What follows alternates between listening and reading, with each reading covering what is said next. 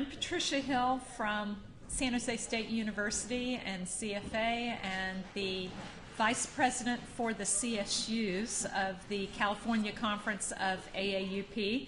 And thank you for being here today. We couldn't be more delighted than to introduce our keynote speaker, Dr. Robert Meister, who is a political philosopher who works at the intersection of jurisprudence, political economy, theology, and cultural theory.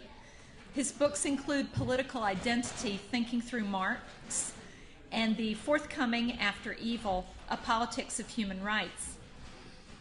Dr. Meister has also been an activist at the University of California. He's been an active critic of the University of California privatization, serving for 10 years as president of the Council of UC Faculty Associations, and for 5 years on the Academic Senate Budget and Planning Committees of his campus and the UC. He presently teaches at UC Santa Cruz as a professor of social and political thought. Join me in welcoming Robert Meister.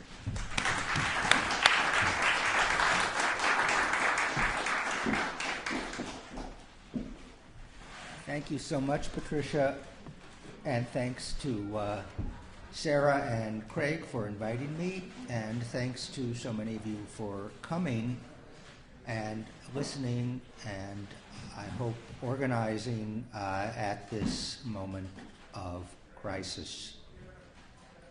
Now, like everyone who talks to you about the crisis in higher education, I will eventually have something to say about the cuts in state funding and why these cuts are inevitably passed through as cuts to our instructional budget, and why the restoration of funding does not automatically or even ever lead to the restoration of our instructional budget. That is one of the mysteries I would like to try to explain.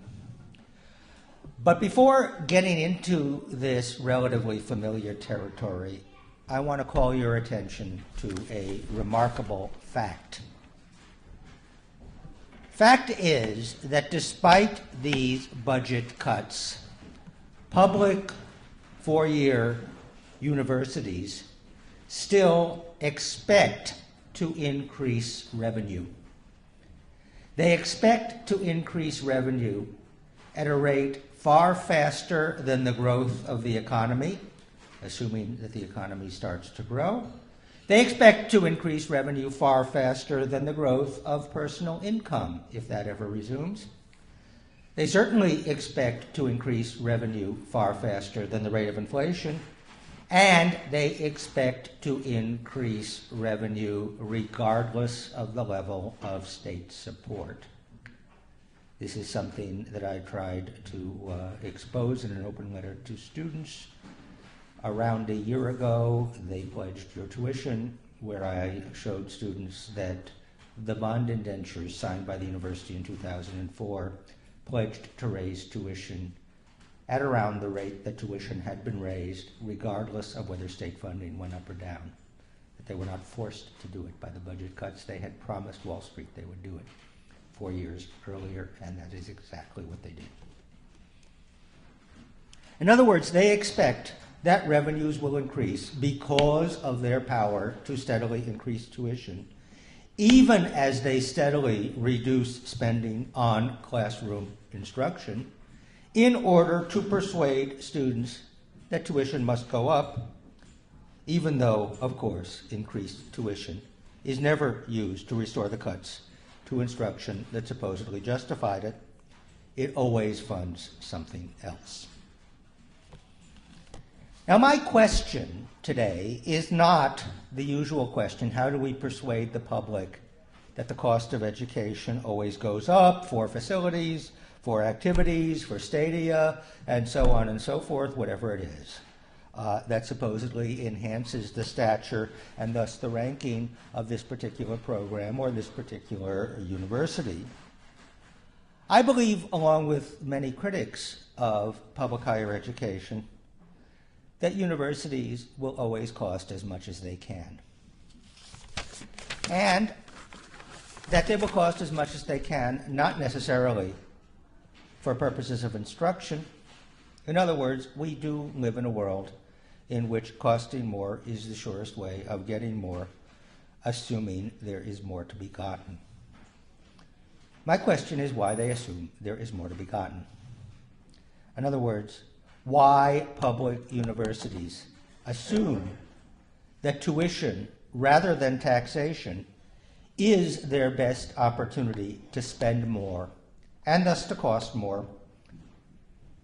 In periods of relative prosperity, certainly, but what is most remarkable is that they assume that tuition increases are a way to cost more and spend more, even during an economic recession,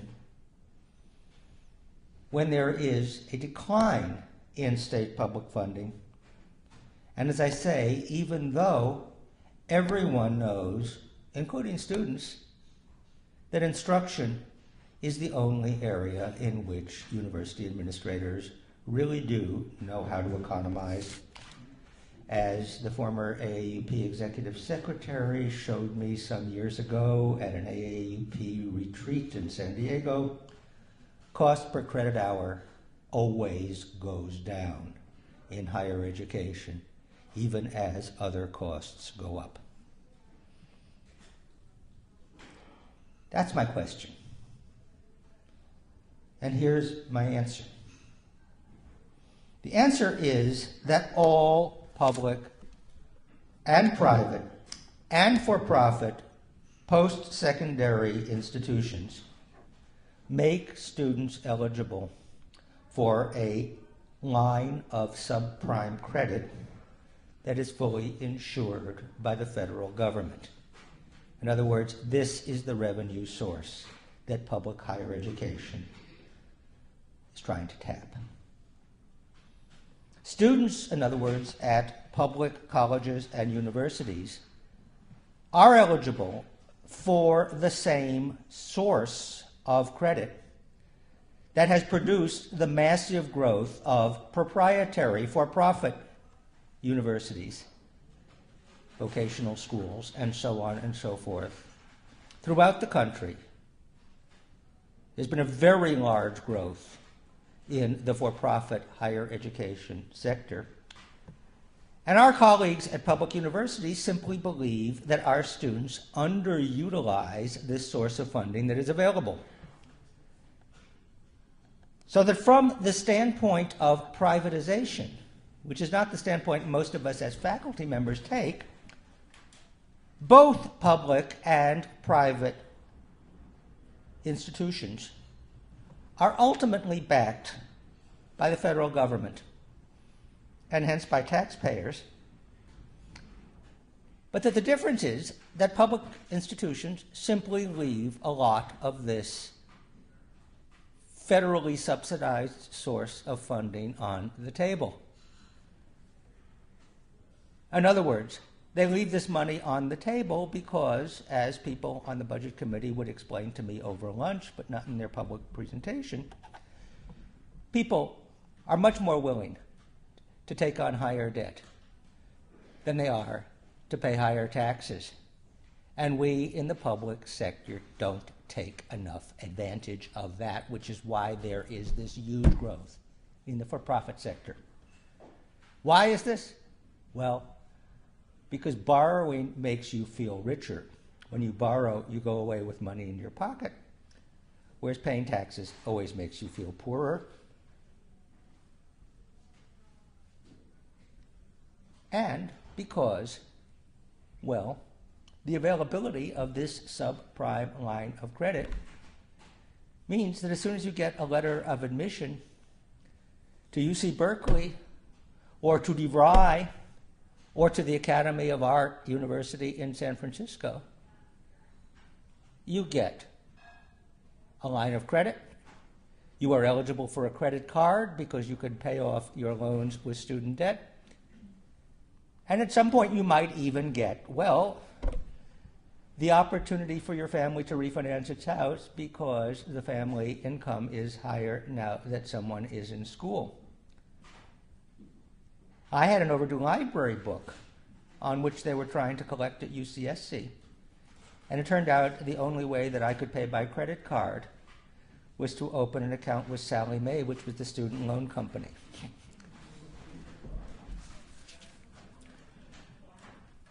In other words, the availability of debt is one of the things we give people in this country when they are admitted to any institution of higher education. And the real deal is that rising tuition simply takes out a larger chunk of it.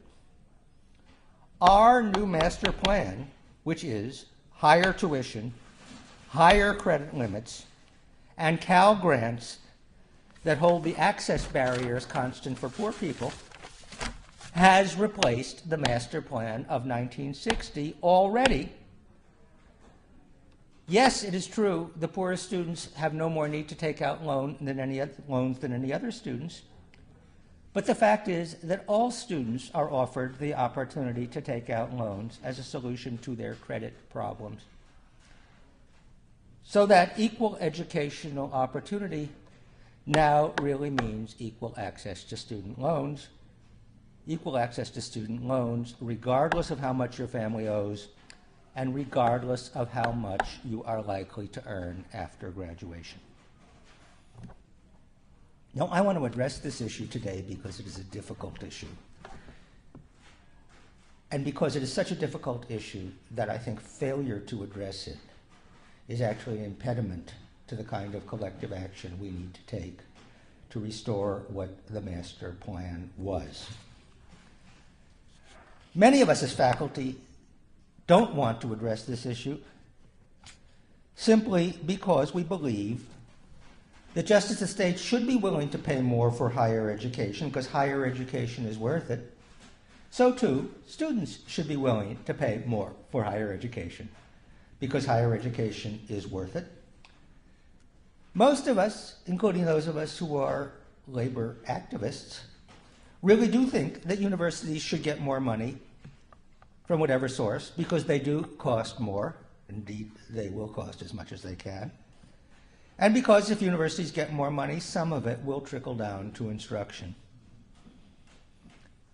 I want to focus our attention on rethinking and revitalizing the master plan now that we have a new governor by asking all of you who are here, all of you faculty activists, to think much more broadly and directly about the priorities of a public university in relation to what it does for students, in relation to what it spends on students, on instructions, and in relation to the ways in which education is a means of subsistence for many students, particularly those in the for-profit sector, because it allows them to live off debt.